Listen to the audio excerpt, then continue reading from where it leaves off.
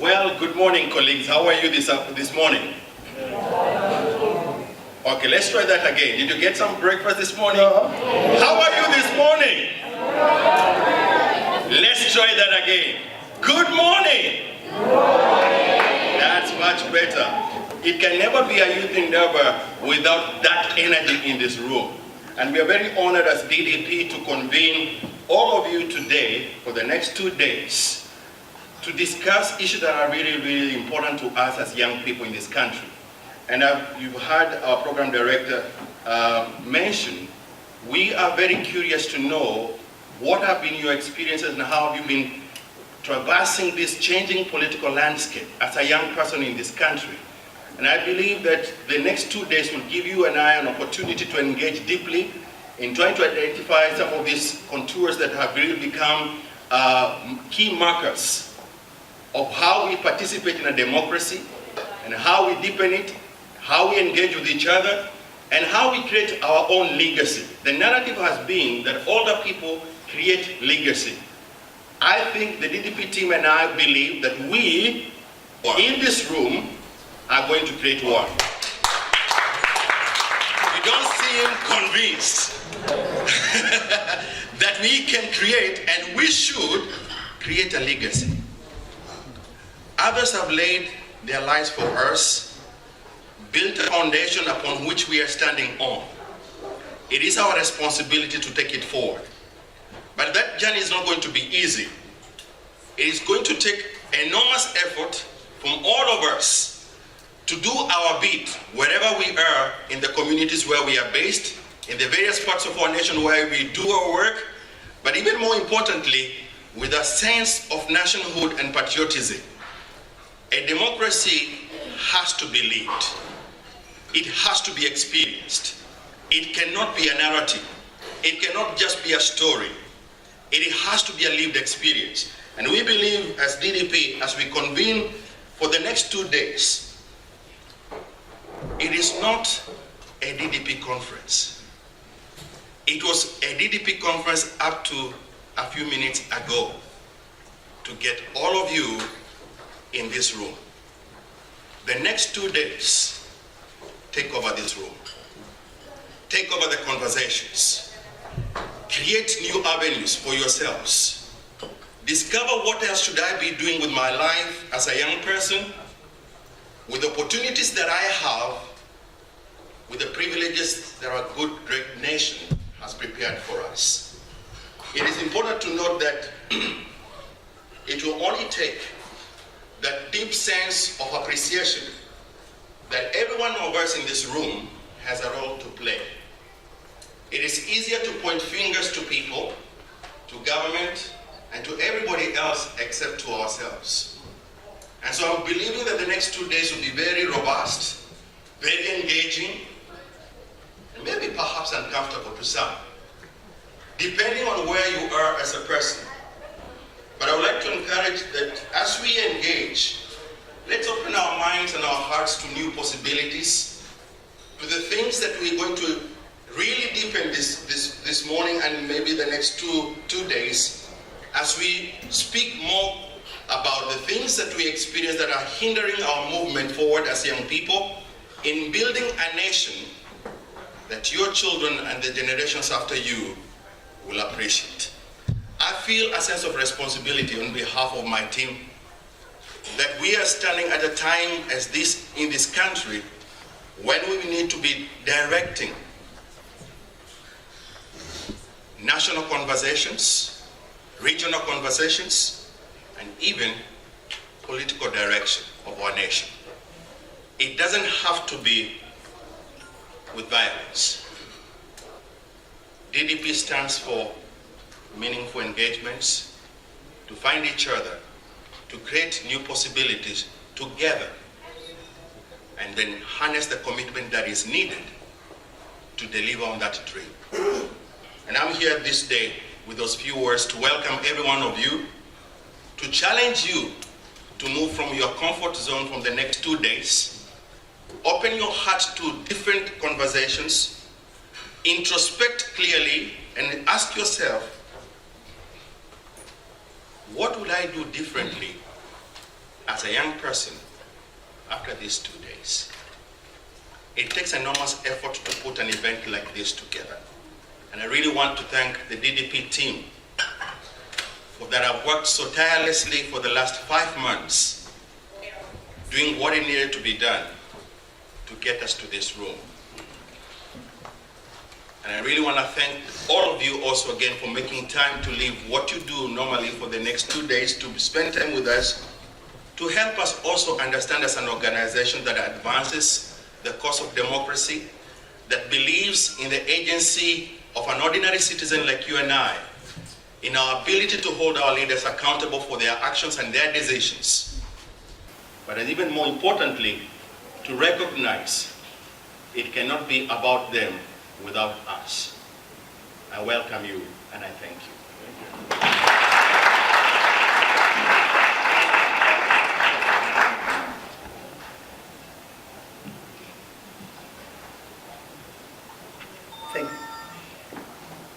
Thank you very much to Dr. Paul for the warm and nice welcome.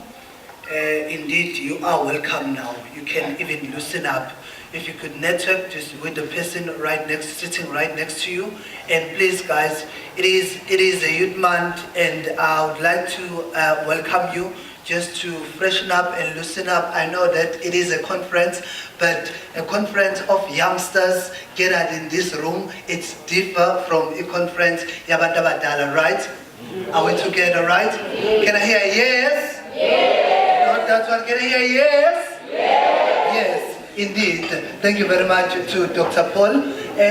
Now, this is a conference of youngsters gathered in this room. So what is going to happen in the next upcoming 2 days is that we need to be vibrant and live and engaged and robust. And also just to network and also with us, we've prepared some exhibitors who are going to give you a vast information that you can take back to the community where you're coming from, and also share it amongst your peers and other youngsters in the spheres of South Africa. So indeed, ladies and gentlemen, as a program director, mine it is to call a speaker, and the speaker is going to allude on the fact that whatever that he or she expects for you, but our media is to direct this program. You guys looking really stunning. I can see people are still got that umfu. Okay, just listen up, guys, and relax. This is over sharp. Right. I'm like these good people, and that is why they've decided to co-opt a youngster who's very live and vibrant, so that you guys can be also be able to interact with one another. Good people, it is with us today. I'm glad to announce that we do have the DDP, the Democratic Development Program, with us, the co-donor who's with us, and there's a way of welcoming someone who's coming abroad. It's not just to say and clap and allow that person, but it is to say 1 2 1 2 1 2 boom and bayete. So that's the way of welcoming the person in KwaZulu-Natal. Yes. Ladies and gentlemen, let's give him a round of applause.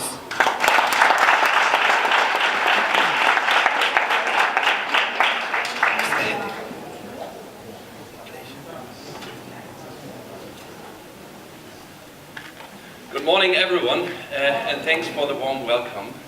It's really nice to be here, and special thanks goes to DDP, to Paul Kariuki and his team for setting this up, also to the sponsors. Actually I've never seen so many young people interested in such a topic like in this conference in South Africa in any room since I'm here in this country. Well, now you may think, well, where have you been? Well, at least not at such events, apparently, where I have to go more often, I guess. Actually, you spelled my name, you pronounced my name very well, and I know it's difficult. I'm coming from very far away from Germany, and that is also why I have this strange accent, and that is also why I come from this organization with this name, which is even more difficult to pronounce. It's the Konrad Adenauer Stiftung. It means Konrad Adenauer Foundation.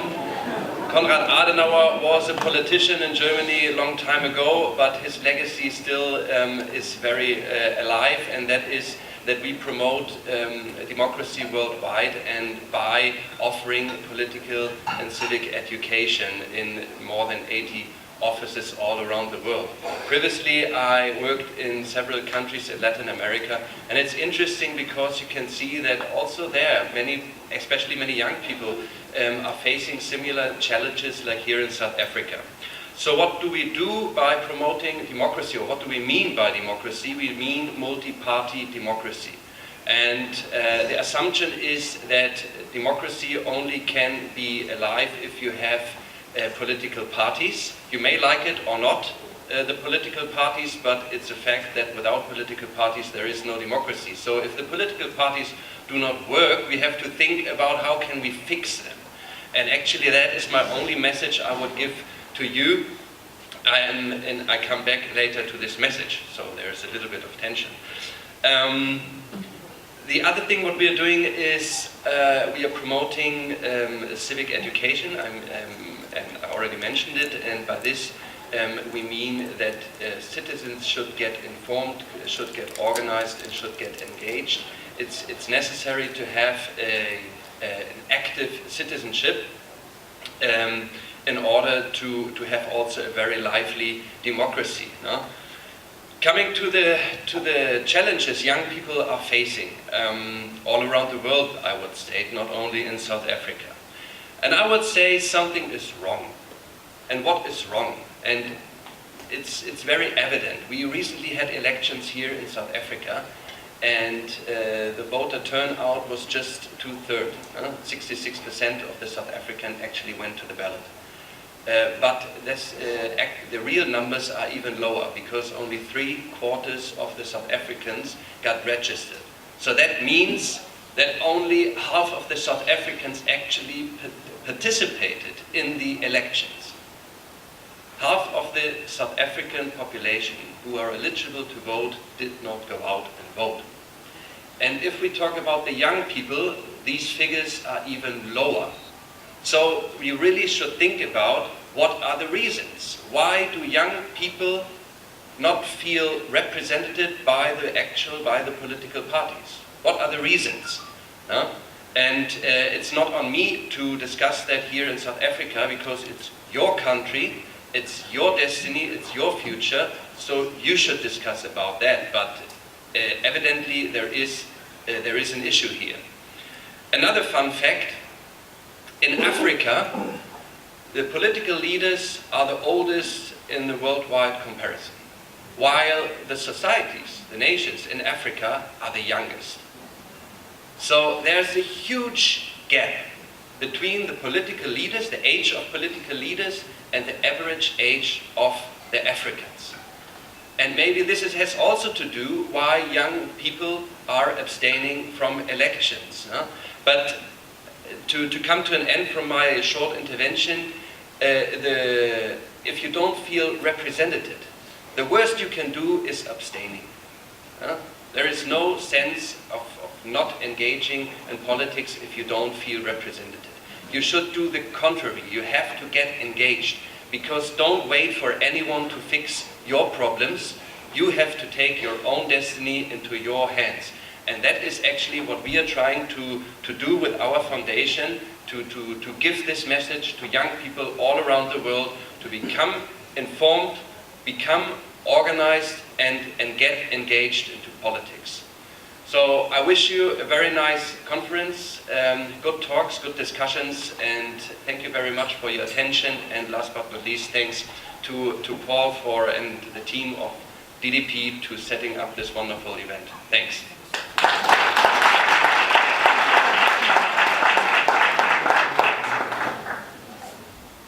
Thank you very much to Mr. Henning. So also, it's Konrad Adenauer Foundation. It's fine. Pronounce you know, Ndoka. So It's Conrad Adonai Foundation. Once you say foundation, then you know that definitely you are covered. So relax. Because we don't want to end up say I pronounce it wrong. So it's Conrad Adonai Foundation. Thank you very much. Thank you very much indeed. I'm also comfortable with that. Allow me to call upon our next speaker, but before I call the next speaker, I was very touched by what she just mentioned, that our names needs to be called somewhere. Indeed, mine, I'm on a campaign to change one of my streets, you know, those roads, whereby in Lamontville there's a road called Mtiane Avenue. And guess what? I don't know who's that Mtiane. Hey, Lalela. Now, it is, I'm on a campaign whereby that road in Lamontville, indeed, it needs to change, and that road will be called Umtogo. The person is going to give us the purpose of the day. Allow me to call upon on stage Miss Unjo.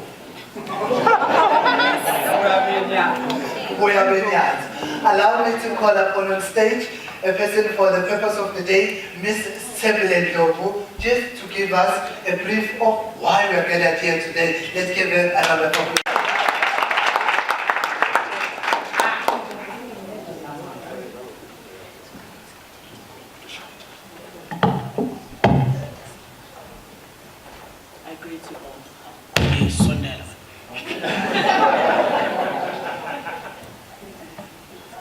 I greet you all. As my brother from another mother have said, my name is Sitembi Lendro.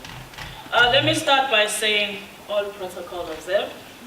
Ice cream.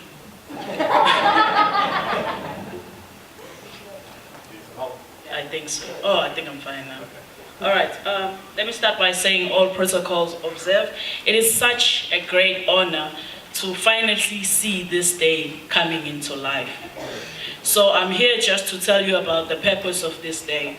The purpose of Youth Indaba is for the youth to be at the center of development and to use this platform to engage on issues of national importance. This is by the youth, for the youth, and with the youth. So as young people, until we take ourselves serious, the elders will not take us serious. We need to engage in matters of democracy. We need to explore our space as young people in the economic development spectrum of South Africa. We need to explore our space in social entrepreneurship. We need to stop looking for people to help us. We need to use our innovative ideas to create economic development for ourselves. We need to be available and participate in policy making. As the youth of KwaZulu-Natal specifically, we need to be physical in policy making, economic development, and social innovation spaces. We need to be equipped with knowledge that will uplift our province, our country, or even the world. If you want to be a leader, then it shall start today by using this platform to equip one another, to develop policies, and to occupy significant spaces in our country. It is important for us as young people to support one another, to develop each other, and to help each other. Hence, we have spaces for exhibitions outside. Those are not just for display. Support, refer, and recommend. I hope throughout this conference, each one of you here will gain a new way of innovation, will gain a new way of thinking, as well as new business partners. Because gone are the times now when we go to school to only find a job, then get married, then you die. We need to make a mark. We need to make a mark. We need to create our own legacies. You know, you mustn't die just like dust has passed. Your name must be called even 50 years after you are gone, because you have created something for yourself. And no one is going to do it besides you. So the future belongs to those who prepare for it today. Let the youth Indaba begin.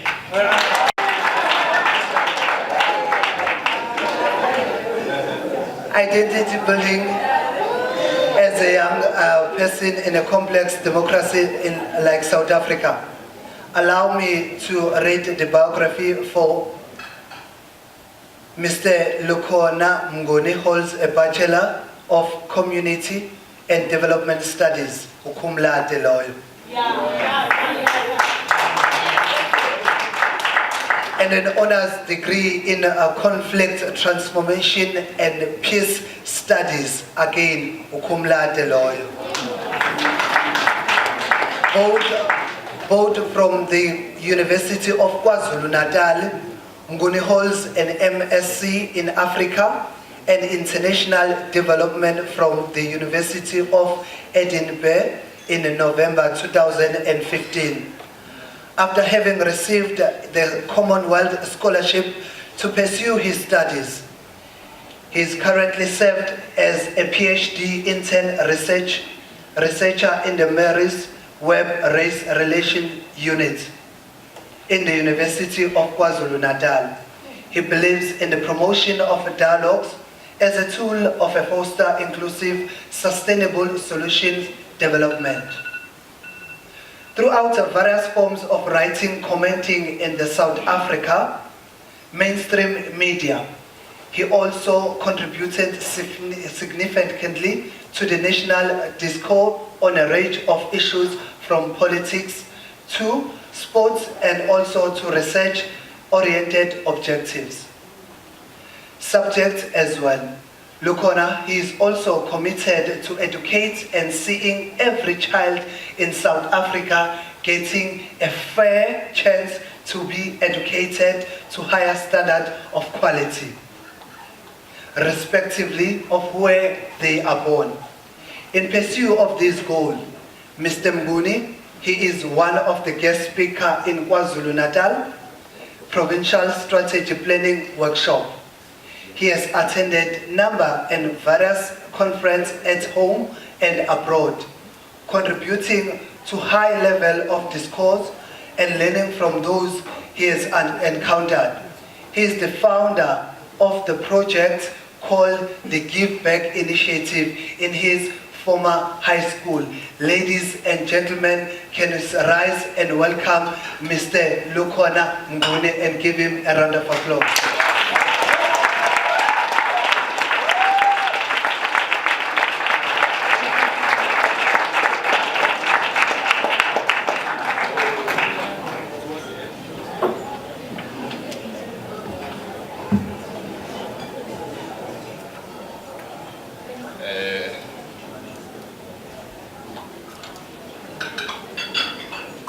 Good morning. I was contemplating ukuthi mangifika la ngizothi shesha keza.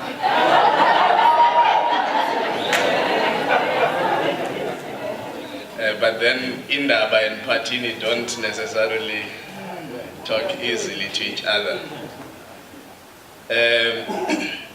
Thank you for your generous introduction, Program Director. I don't hope to be too long, so I'm going to try and keep to the time as much as possible so that we do not risk not making it to the other commitments that we have. I must say I am fairly elated as well to see so many young people in one room, gathered with a sense of purpose and a determination to deliberate about their future. The topic of this conference, or the theme of the conference, is quite a fairly complex one itself in the complexities that it wishes to unpack. The idea of youth and identity is loaded on its own. I will try my level best to navigate those tensions born from the two concepts without unnecessarily wasting your time. The first crisis of any democracy is the complication towards achieving consensus. You cannot govern a society without some level of consensus. Where we come from in our families, consensus is declared not through democratic means. The family head just decides what is the consensus for everybody. And by so doing, you are not in a position to negotiate. The first time I was taught that I can now make my own independent choices, I was probably 10.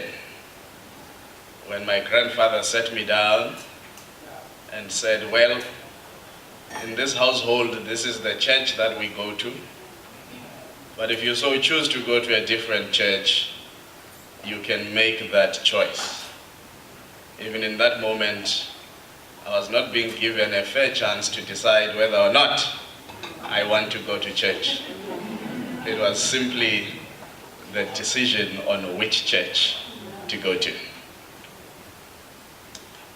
And of course, because I was happy with the church I grew up in, I remained and I continue to remain. Safe to say now, with an option whether I go once, twice, thrice, or 4 times in a month. And these are the transitions that we go through. So I'm going to divide my talk into 2. I'm going to try and discuss group identities and individual identities.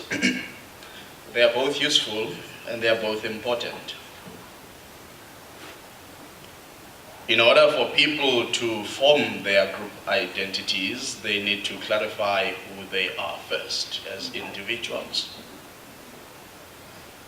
And they must make these choices politically conscious of the space in which they are, but I think most importantly present in their minds about the futures they wish to build.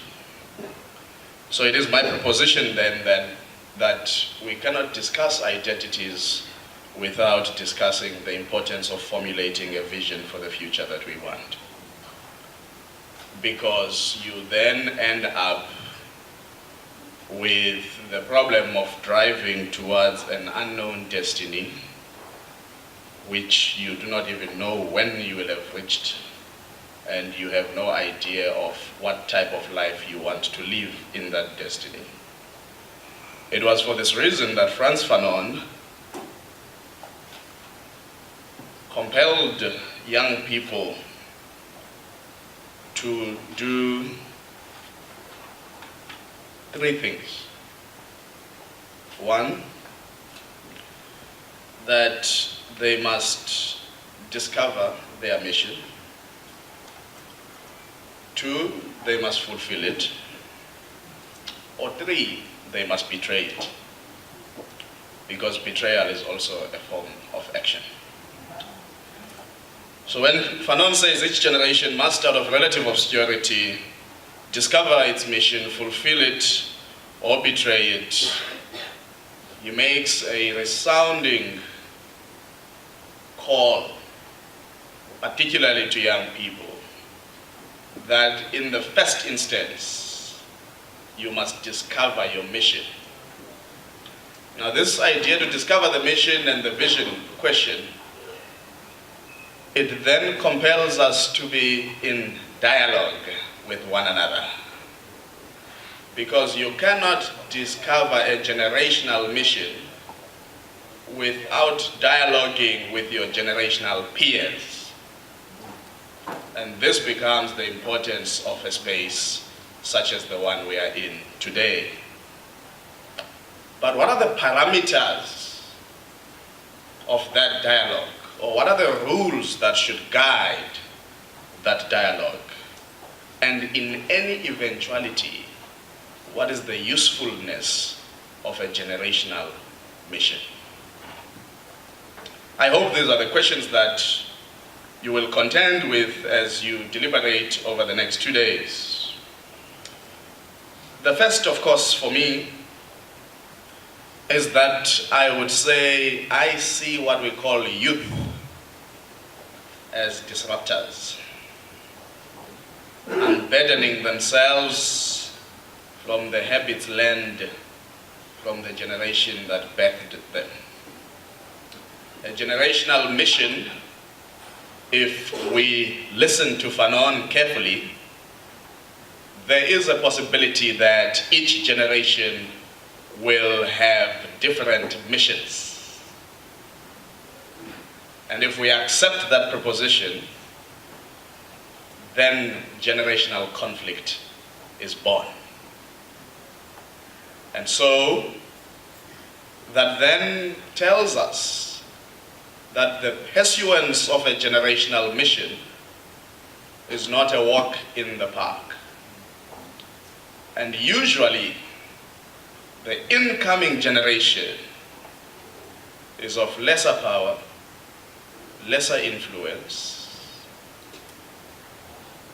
and of less resources against the ruling generation, which often dominates in terms of the prestige it holds, dominates in terms of the patronage it can extend, and that makes it easier for the governing generation to co-opt the newcomers. And it was probably for this reason that Antonio Gramsci was, in trying to define an interregnum in terms of transitions, says, and I paraphrase, the old is refusing, in a way, to die, and the new struggles to be born. And it's not because the new isn't aware what it wants to achieve. It's partly because the old refuses to die, and by so doing gatekeeps, by so doing extends patronage to co-opt, and by so doing demobilizes the oncoming generation. And so you are quite correct, Henning, when you say the average leadership age in Africa versus the average age of the African population. I mean, you've got countries in this continent with a median age at 23, 19 if you go to Algeria and these other countries. It's not because the old is not fighting to keep its stake in the pie. They are fighting relentlessly against young people.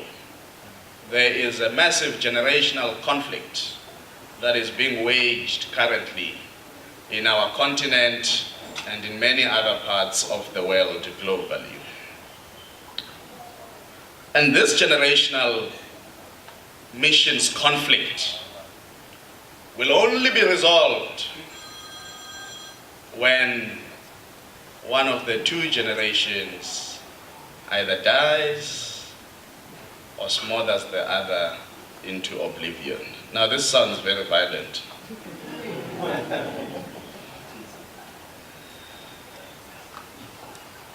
But it could be achieved by way of non-violent means. Let us take a bit of travel to Botswana, where a definition of democracy was given yesterday by Justice Michael Liburu.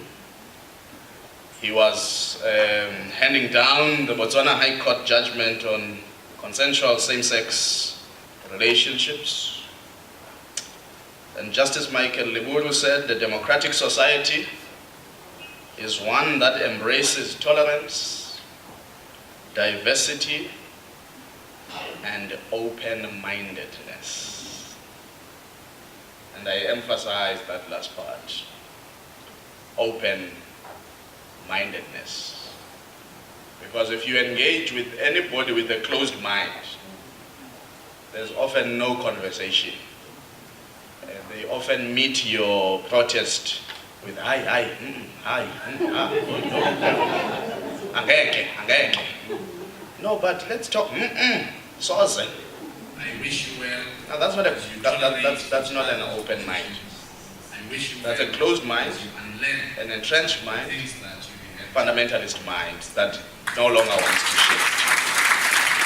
Whoever is operating the lights must just bear that I'm very dark.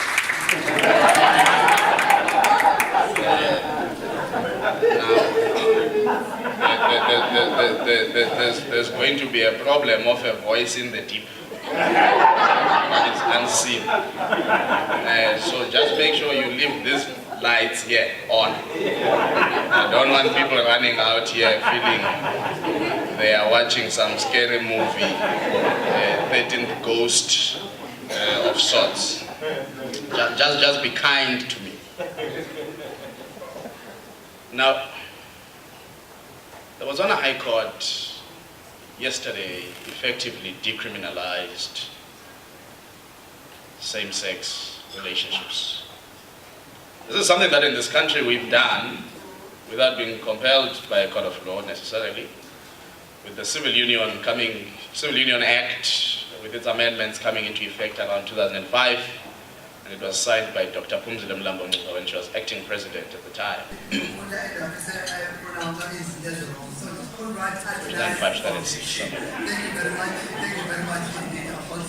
Now, this is one of the most contentious issues when we have to deal with the question of identity. And I want to marry it with a sub-theme of what I call contested spaces in a democracy. And those are cultural transitions. Depending where you come from, being gay or lesbian is a problem because the church doesn't allow it. And yet all people are made in the image of God. And all people are sinners. But because apparently this is a visible sin, it is chastised, while we know very well that even Baruti, the priests, do many other visible sins that are swept under the carpet in the church. And so the question of equality in God's eyes gets mediated by people who are trying to interpret scripture so that it serves their cultural positions in society. At times, some people will say it's un-African to be gay and lesbian, forgetting that the very definition of who is African and what it means to be African is a social construct born out of conservative, patriarchal, and monolithic understandings of what it is to be an African. Dare I say all these propositions, both from the church and from culture, are propositions of closed minds that refuse to live in a democratic state. And for this reason, individual identities in a democracy for me mean you need to be able to live your truth and being in a space or country that lets you be. If your country can't achieve that fit, it is still refusing to be democratic. And it is particularly these individual identities that pose the most difficult challenges. Because which ones count the most and which ones don't count the most. And it is for this reason that in our constitution, we cater very clearly even for what some call minority rights. They are not necessarily minority rights, but you've got to frame them that way because you've got to battle and fight for their existence. They are human rights. They are not minority rights because there are no majority rights. Which brings me to the last complexity about democracy. The last complexity about democracy is the idea that there has to be a vote in a democracy. So I said to you earlier, the biggest challenge is the complication of achieving consensus in a democracy. When we fail to convince each other, we take issues to a vote. That's how we settle an impasse. The truth, though, is that you can be the majority of a wrong vote, and that is the scary part about a democracy. You can be in the majority of the wrong vote. And simply because you are pursuing some interests that may not necessarily in the future bode well for the country. It is for this reason then that whenever we are called upon to make decisions in a democratic space or in a country of ours or in the world that we live in, we must ask ourselves, have we defined what our generational mission is? Because it is that mission that must act as a guide and as a compass of our decision making. It is that vision that we must consolidate and agree on that needs to be at the center of our decision making. There must be a reference point. And it was for this reason that Frantz Fanon said, each generation must discover its mission, choose to fulfill it or betray it. Che Guevara, in his time, I know when you talk about Fanon and Che Guevara, some people get uncomfortable, but it's fine.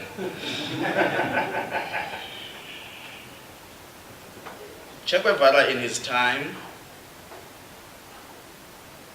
creates his own generational mission in this sense. He says, if you tremble with indignation at every injustice, then you are a comrade of mine. Tremble with indignation at every injustice, not to some injustice, not to occasional injustice, not to part-time injustice, at every injustice.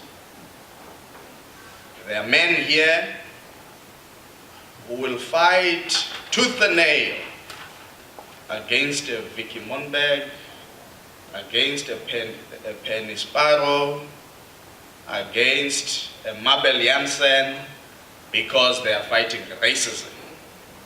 But there are men here who would never stand up to their parents, to their friends, and to strangers when they see them beat up women in front of them. And those are not Che Guevara's comrades, because the injustice they respond to is selective, close-minded, and intended to serve their own agenda and not a generational mission. A generational mission. And if you read Fanon, The Wretched of the Earth, and his other works, but really that last book that he writes is seminal because it's almost like he knew he was nearer to the grave, and it was the last thing that he penned. When people like Fanon, even Biko does this, at the time writing was very paternal in a way, so there's a lot of he. You'll even read this in some laws. They talk about everybody, but they say he must, he, you see, mankind, all of this thing. But in this moment, he talks of a generational mission and does not talk in a gendered way. Because even though there was this tension in writing, I mean, even the Universal Declaration of Human Rights does this problem in 1948 and talks about brotherhood and there's no sisterhood. but it's declaring universal rights, right? So these are the blind spots of writing of the past. But a generational mission that leaves behind women is not complete. A generational mission where here there are still men who believe that women are a substitute of domestic help in their lives, then those men have not gone the full extent of pursuing a generational mission. A generational mission that separates your lens in terms of how you see your lover, and I'm talking about heterosexual relationships for a particular problem and reason that needs to be dealt with even in those relationships. Not to say other relationships are bad, but in a society dominated by heterosexuals, we've got to deal with certain elements in those relationships.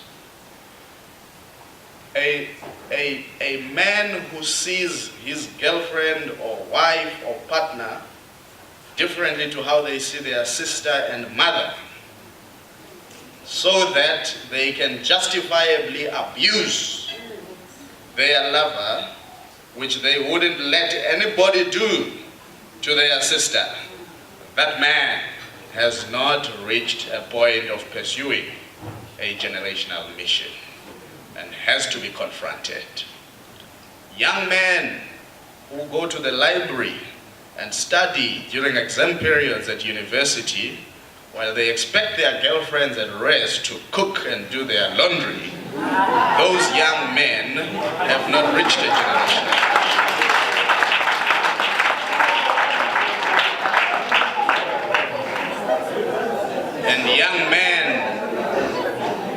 And young men who are passionately angered by what I am saying right now have not reached a generational mission.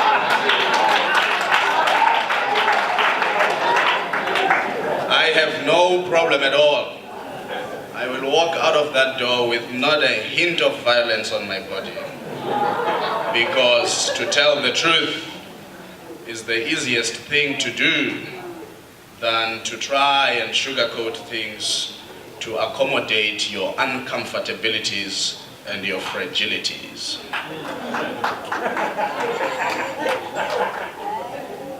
If we must define a generational mission, we must go to war with each other. And I hope in the next 2 days, that's exactly what you will do. You must dig deep into each other. If you are unwilling to open up here and allow yourself to be in serious dialogue that might move you from your positions, the door is open. You are welcomed here, but I'm saying you can get free pass. You can even organize early lunch. The door is open. If there was time, I'll tell you a story. One day I'll tell you a story. I'll write about it one day. There's a chapter I want to write that I was born a homophobe.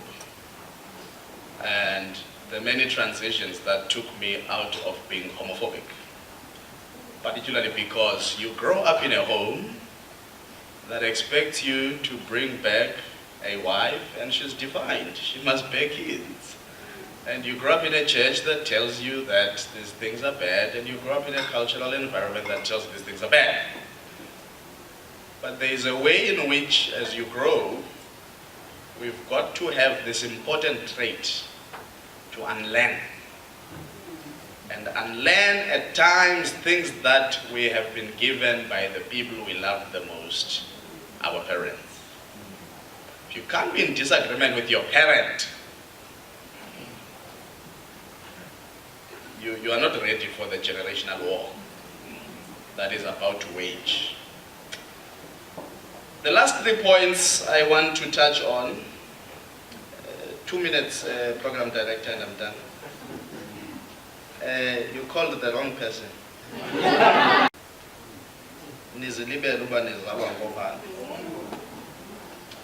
That song is useful and problematic. Useful because we must remember our identity and our roots.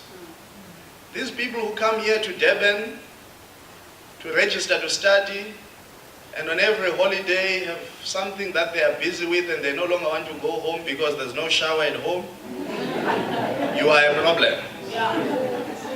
I don't shower at home. I go home almost every month. There's no shower at my grandparents' place, but I go home every month. But we've become so removed.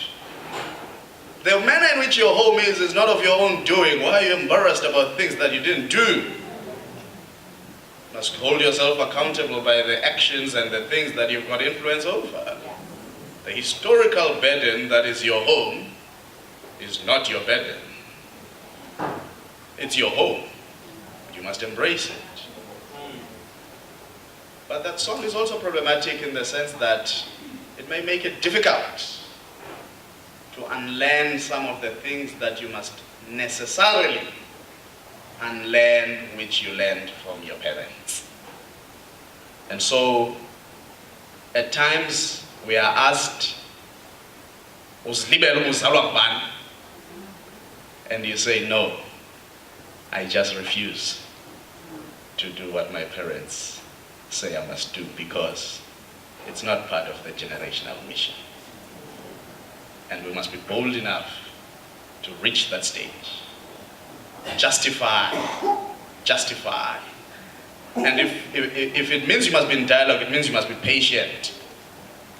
There's no room to say, I'm going to try the next 2 days will be very robust, very engaging. Or like that lady who was talking to Jub just this week. I can't repeat what she said, but it was too violent. Or that former minister's spokesperson who said, these are all statements made by people who are impatient to dialogue and find refuge in violence. We must resist the idea that violence, by the way, that your children and the even the greatest political violence committed through the liberation struggle had a base of deep engagement and deep ideology. This thing of, no, you can't dismiss violence. Yes, you can't dismiss violence. You must engage with violence. There are reasons why violence is happening. But you can't just have violence in a vacuum.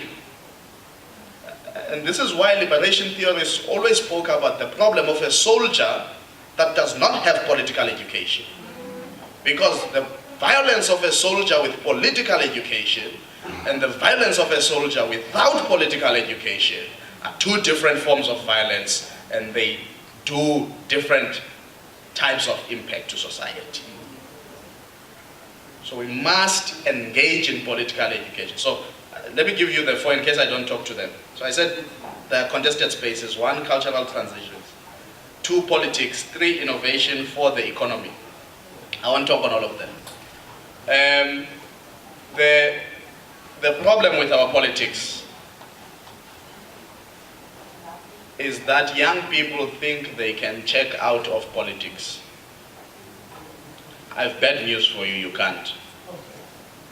For as long as governments are formed through political processes, you can't check out of politics. But being politically engaged doesn't mean you must be in a political party.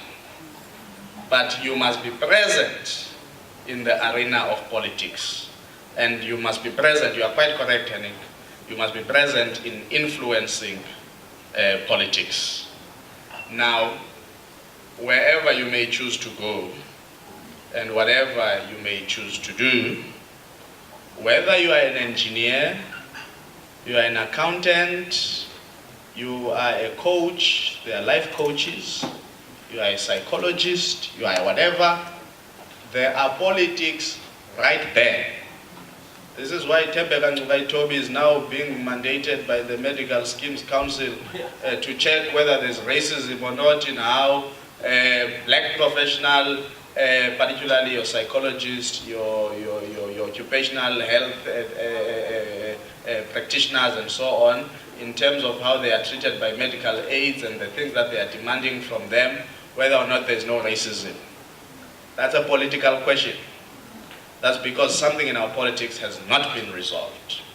So you can talk the big questions, land, very important, but what is our understanding of land and our identities as young people in a country where the Constitution says, if you praise the South African Constitution, you must also then praise the fact that it says redress the injustices of the past. We must have consensus on what those injustices of the past are. And we must have consensus on how we want to reframe them going forward. And if that is the case, it's not a racial conflict, but because necessarily the injustices of the past in this country have a racial posture, we then need to be clear about how then do we uplift this particular race group that for centuries was systematically thrown out of economic participation and deprived. You must not shy away from these things. They are not uncomfortable, they are truths. Because if you then want to discuss them in a different way, you are rewriting history. We must not allow that, but we must find consensus. How do we coexist? But we must be open-minded in how we do that. So I wish you well as you discover your generational mission. I wish you well as you discuss with open minds. I wish you well as you tolerate each other's positions. I wish you well as you unlearn some of the things that you've inherited from your parents. I thank you.